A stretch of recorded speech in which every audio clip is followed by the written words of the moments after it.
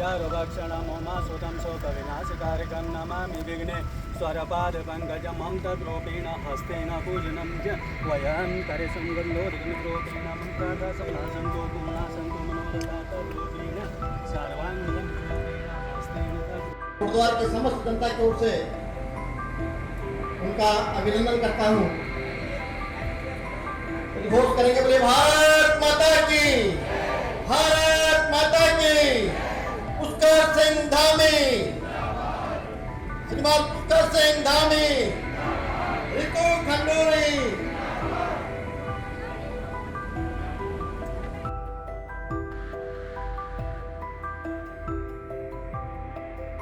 138 से लालपुर कलाल घाटी नया पुराना कोटद्वार हरिद्वार मोटर मार्ग का सुदृढ़ीकरण का भी कार्य किया जाएगा, जिससे कि आने वाले समय में यहाँ का आवागमन और आसान हो।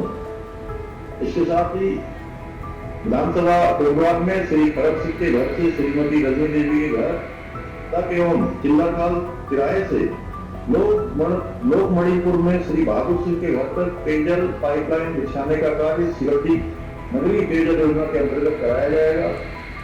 विकासखंड दुर्घटना के अंतर्गत सिंचाई खंड कोटद्वार द्वारा मालन फीडर की मरम्मत एवं सुरक्षात्मक कार्य भी कराया जाएगा। मालन नदी पर स्थित बाइक मालन नहर के साइफन सील्ड इजेक्टर एवं आउटलेट वेल की मरम्मत एवं सुरक्षात्मक कार्य भी कराया जाएगा। राज्य आपदा न्यूनीकरण निधि, जिसके बारे में अभी ऋतु जी ने कहा, STMF के अंतर्गत विकासखंड दुर्घटना में कोटद्वार क्षेत्र के अंतर्गत खोल नदी के बाएं तट पर स्थित ग्राम किशनपुर की बाढ़ सुरक्षा के लिए भी कार्य किया जाएगा। नए केंद्रीय विद्यालय का निर्माण कार्य भी प्रगति पर है और मैं आप सबको बधाई देता हूँ कि ऋतु जी ने पिछले दिनों काफी दिनों से लगातार वो प्रयास कर रही थी कि केंद्रीय विद्यालय का निर्माण कार्य जल्दी यहाँ पर प्रारंभ हो, और हमने कैबिनेट में प्रस्ताव लाकर जो भूमि थी वो भूमि भी तुरंत हस्तांतरित कर दी और हमने कहा कि कोटद्वार में केंद्रीय विद्यालय बनना है, उसमें कोई देर नहीं होनी चाहिए। इसी प्रकार कोटद्वार का जो बस टर्मिनल है, यह भी एक बहुत अच्छा टर्मिनल बनना चाहिए। मैं शुरू से मानता हूँ कि हमारा यह भी कोटद्वार भी एक, चाहे हमारी चारधाम यात्रा हो या अन्य यात्राएं हो, आने वाले समय में हमारा चाहे सतपुली की ओर से नया नदी पर बनने वाला जो हमारा बांध है, वह उसका भी निर्माण हो रहा है, झील का निर्माण हो रहा है, और ऐसे अनेक काम पर्यटन के क्षेत्र में हो रहे हैं। तो कोटद्वार उसका मुख्य केंद्र बिंदु बनेगा। यहाँ पर एक अच्छा बस टर्मिनल होना चाहिए, जिसमें लोग दूर से आकर यहाँ पर कुछ देर आराम भी कर सके, कोई मनोरंजन का साधन है, बच्चों के साधन हो। उस हेतु मैंने स्वयं परिवहन विभाग को निर्देशित किया कि अच्छे से अच्छा बस टर्मिनल यहाँ पर बनाया जाना चाहिए, और ये सभी काम अब प्रगति पर हैं। इसके अतिरिक्त उत्तराखंड को देश का अग्रणी राज्य बनाने में अवश्य सफल होंगे।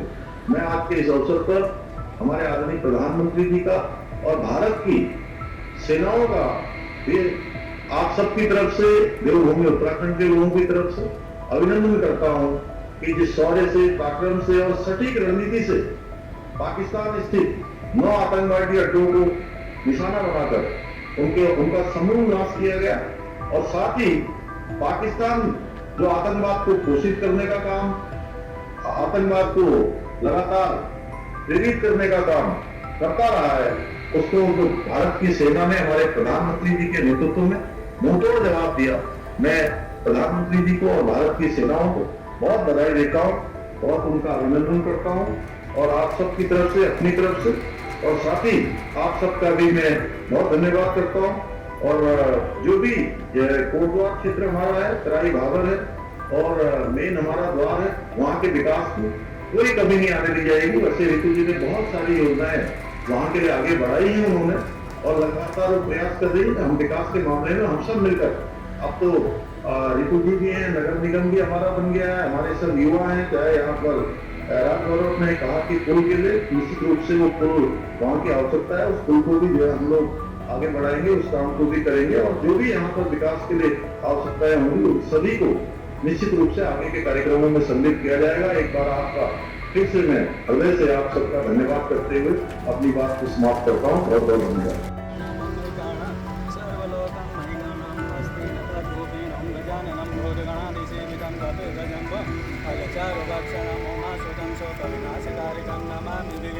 स्वरपादपङ्कजमं तद्रूपेण हस्तेन पूजनं च वयं करसम्बन्धोऽधिकमित्रोपेण